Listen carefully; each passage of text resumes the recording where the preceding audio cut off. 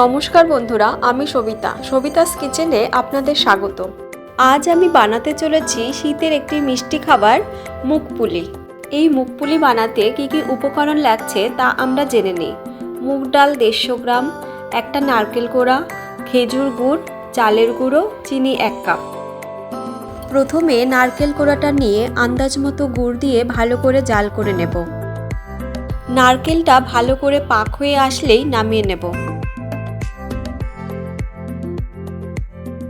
এবার একটি শুকনো কড়াইয়ে মুগ ডালটা ভালো করে লালচে করে ভেজে নেব।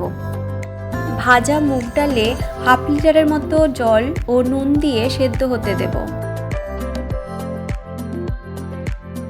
কিছুক্ষণ সেদ্ধ হওয়ার পর ঢাকা খুলে ডালের উপরে ফেনা সরিয়ে দেব।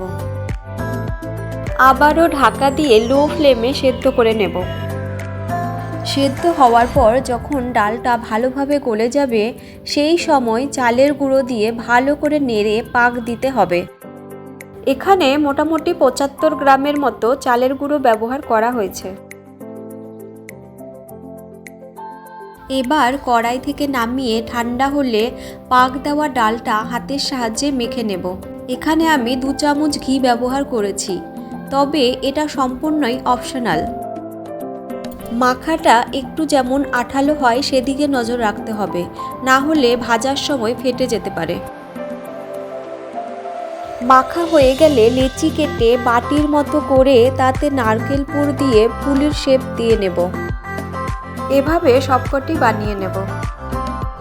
তারপর একটি কড়াইয়ে বেশ খানিকটা সাদা তেল গরম করে লো ফ্লেমে একে একে সবকটি ভেজে নেব।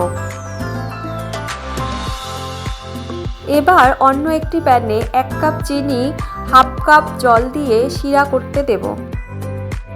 যখন শিরাটা একটু আঠালো একতারের মতো হয়ে আসবে, তখন ভাজা পুলিগুলো দিয়ে ভালো করে সুগার কোট করে নেব।